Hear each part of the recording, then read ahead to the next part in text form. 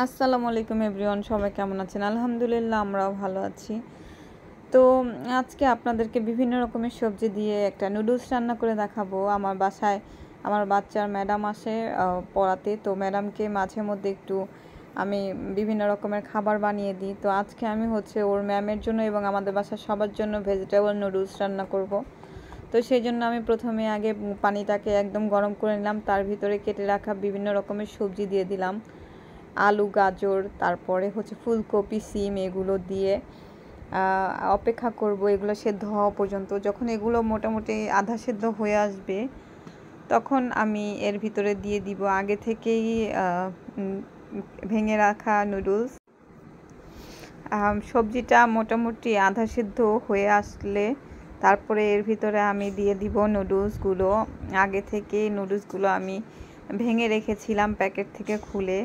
তারপরে এই গরম পানির ভিতরেই সবজির সাথে একসাথে নুডলসগুলো দিয়ে আমি সিদ্ধ করে ফেলবো।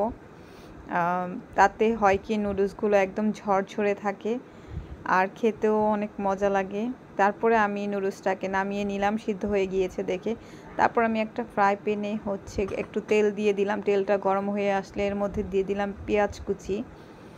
পেঁয়াজ কুচিটা দিয়ে আগে আমি ভালো মতো নেড়ে চেড়ে লাল করে নিব। তারপরে এর ভিতরে দিয়ে দিব দুটো ডিম। আগে থেকে ডিমগুলো ফেটে রেখেছি, ভেঙে রেখেছি, কারণ ডিম অনেক সময় পচা থাকতে পারে বা নষ্ট থাকতে পারে, এই জন্য। তারপরে দিয়ে দিলাম লবণ স্বাদ মতো। যারা যতটুকু নুডলস খাবেন বা যতটুকু লবণ পছন্দ করেন ওটা আপনাদের টেস্ট অনুযায়ী দিবেন। তারপরে আমি দিয়ে দিলাম টমেটো ও কাঁচামরিচ। এটা দিয়ে আমি টমেটোটাকে আগে সেদ্ধ করে নিব ঢাকনা দিয়ে ঢেকে। টমেটো সেদ্ধ না হলে আসলে খেতে নুডলস মজা লাগবে না। সিদ্ধ করে নিলে নুডলসের সাথে মিশে যাবে। তারপর দিয়ে দিলাম আগে থেকে কেটে রাখা মশলাগুলো। প্যাকেটগুলোকে আমি আগেই কেটে রেখেছি। তো মশলাগুলো দিয়ে আমি ভালো করে নেড়ে চেড়ে এটাকে ঢাকনা দিয়ে সেদ্ধ হওয়ার জন্য একবারে ঢেকে দিব কিছুক্ষণের জন্য। তো মাঝে মধ্যে আবার উল্টিয়ে দেখব যে সিদ্ধ হয়েছে কিনা। আমার টমেটো আর কাঁচামরিচটা মোটামুটি টমেটোটা সেদ্ধ হয়ে আসছে। তারপরে এর মধ্যে আমি আগে থেকে ধুয়ে রাখা নুডলসগুলো দিয়ে দিব। তো নুডলসটাকে আমি আগে একটু ঠান্ডা পানি দিয়ে ধুয়ে নিয়েছিলাম, তারপর ধুয়ে ঝরিয়ে রেখেছিলাম এভাবে একটা প্যানের ভিতরে জালিয়ালা। তারপরে নুডলসটাকে আমি এটার ভিতরে দিয়ে দিলাম।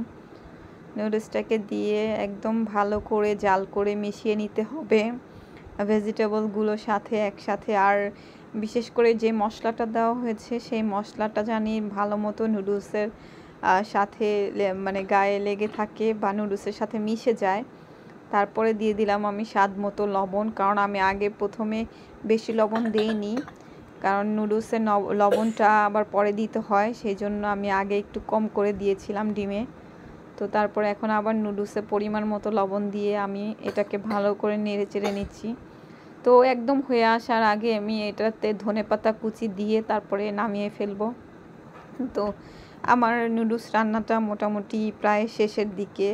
তো ধনেপাতাটা দিয়ে আমি একটু নেড়ে চেড়ে নেব চুলাতেই। তারপরে নেড়ে চেড়ে আমি এটাকে নামিয়ে পরিবেশন করে ফেলবো।